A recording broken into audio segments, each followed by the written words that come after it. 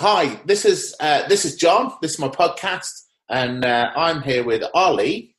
Hello. Who's a personal trainer and also a friend, and at one point was like a student, a client. And we're here today just to sort of explore how he helps people with movement difficulties get around and get more fit using humour. So, Ollie, can you tell us a little bit more about you? Yes. So I'm a personal trainer, and I've been a personal trainer for 10 years, something like that. Been in the fitness industry about 12, I think. I don't know. I lose track. And I work mainly with clients with injuries and disabilities and learning difficulties and stuff like that. And I play lots of games with people and get them back to doing their things that they want to do again, whether that's like gardening or running or playing with the grandchildren and all that kind of stuff. So I keep it quite specific to them. What sort of thing do you do outside of like you're training people? How do you keep fit? I play hockey, right. Which I love, and I do go for the odd run with the dog and stuff like that. And then, but hockey's my main thing. The reason why I keep fit is to get fit for hockey.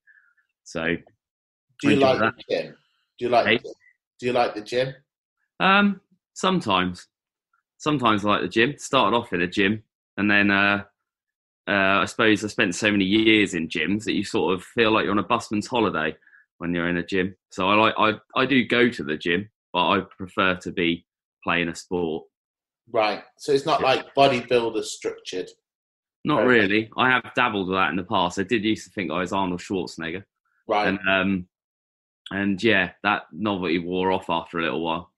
Yeah. So now it's more just sort of like go to the gym, do a bit of interval training, a bit of running and sprinting and stuff. Nice. That's about it, yeah. Cool.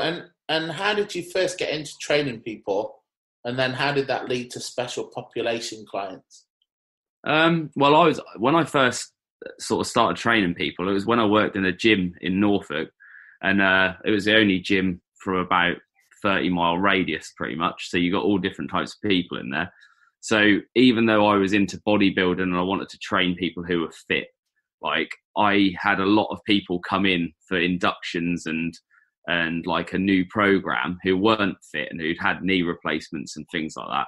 So basically I started working with rehab clients without really thinking about what they couldn't do, what their limitations were, and trying to sort of find the thing that was easiest for them to do to get them back to, moving again, exercising again, going to work, all that kind of stuff. So yeah, it was from the start, really.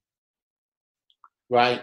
And then, and what about now? Like, how did you get to the clients you've got now? Because you've got some specific types of clients, haven't you? Yeah. So that really was a bit of an accident in a way, because I was training in the gym one day, and this lady in a wheelchair came over to me and said, I've heard you're the man to come and see. And I went, oh, have you? And I went a bit embarrassed and stuff. And because I was in my vest and stuff, and I looked a bit of a hunk. And then I had this old lady come over and talk to me. Nice. But she was very sweet. And she basically said that I was the person that needed to help her. And I sort of felt that I couldn't, because I didn't feel like I had the knowledge as such. But I'd actually come off the back of one of your courses, and I did have a little bit of a newfound confidence, and I knew I'd worked with people with disabilities before. So I actually decided to give it a shot. And that lady she was in a wheelchair at the time, but she actually ended up being able to stand up again and take a few steps on a frame and all that kind of stuff. And then we worked together for like 5 years. And then as I was working with her, I obviously acquired more and more sort of injury clients from physiotherapists and like sports massage therapists and stuff like that. So I started to get a bit of a name for myself in the sort of injury world. And then I started getting it from sort of sports clubs and things as well. So then that sort of built it up. And then I started to just accept that I could work with most people, and I'd just do the relevant research I needed to do off the back of hearing what doctors and physios had said. And then that was how it sort of started, really. And that's how it's going now, I suppose. Yeah. Yeah, and so now and we see a lot of this on your Instagram account, which you can plug in a minute. And just in there, you can see that like humour, a lot of puns. Yeah, seems really important to the session. So, how important is it, and like, how do you use humour? it's massive. Like, I think it's that thing when a client turns up and you can sort of see how they are in their like general being. If they look a bit anxious, or if they look like really game and stuff. Either way, I'll try and think of something funny to say straight at the start of the session. But they know what's coming. They know that in their session, I could do anything, and it'll always have humour around it. You know, whether that's like chucking things, calling things names, swearing at stuff. It's just some people like to swear in a session, some people don't. So I have to be mindful of all the different changes in people. But it's a massive part, really. Yeah, so respond to their humour and sensitivity, and you use a lot of games with clients, and you even wrote a course on it, how to build games and things. And how do you sneak humour into your games? Like, what sort of? You tell us, but I know there's lots of little details and things in there that you might not expect from a trainer. Yeah, I've got loads of games actually, but if I think of some off the top of my head, I've got I use a lot of objects that you wouldn't usually regard as fitness equipment. So I'll use like pegs and hurdles, and I'll put hurdles which are fitness equipment and pegs which are like a domestic household thing. I'll go, right, what I want you to do is I want you to jump down there, and I want you to put 4 pink pegs on that one. You've got to run over here and put this many pegs on that one while sitting in a stupid position. Then I'll name some exercises after things that particular person will find funny. And then sometimes I'll get model sheep. I've got a sheep, a horse, a goat, and a pig. And I sometimes get people to throw the goat and the pig. And then they're just laughing their head off because they can't believe they're just throwing a pig.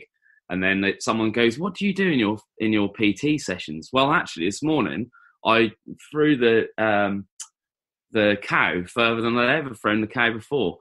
So you get all these like little games and stuff. And then it might be even I'll name a load of cones different names, and they've got to step on the cones. I'm like, "Oh no, you stepped on Kevin again. Poor old Kevin, he's been stepped on 3 times." And I'll play on all that kind of stuff. But obviously that would be specific to the person as well. So even if they try and be serious, that probably won't happen. I'll try and make them not serious. Yeah. And I think sometimes there's some stuff we do in like on the comedy side where you ignore the ridiculous. So like you don't even make mention you're throwing a cow or So if there was a new trainer who wanted to do what you do, what sort of advice would you give them? So they've just passed their level 3, they're a qualified trainer, and they're just starting out. What sort of advice would you give them? I suppose it's that advice where when I was sort of speaking to that lady when I first started, when she came up to me in the gym, when I was, I thought I was, big bollocks, knew everything. But then when I was faced with someone in a wheelchair who was elderly, I sort of froze and didn't really know whether I could do that. So I sort of feel like when you come out of when you come out of your level 3 course, you sort of feel like you've learned all this stuff, and then you've got to learn about people. So I sort of feel like if the only way you're going to learn about people is to work with them, work with the people around them. And then, that's why I wrote the Games for Pain course, because I wanted trainers to have a little bit more of an understanding about like how you work with different types of people and the kind of tools you can have to your disposal, even if you don't have fitness equipment. If you're in someone's kitchen, you can use like, their knives and forks or, the eggs or whatever on the counter. And then that leads obviously to loads of jokes and fun, and you can egg them on and stuff like that, you see. Nice. Yeah, you can drop the pun in there. Do you use Bachelor as well? Yeah. So there's Bachelor's workout. I only train men in the kitchen. That's quite right too. Awesome. Well, that's amazing. Do you want to plug your Instagram account? Yes. Yeah, my Instagram account is Turn the Corner HP.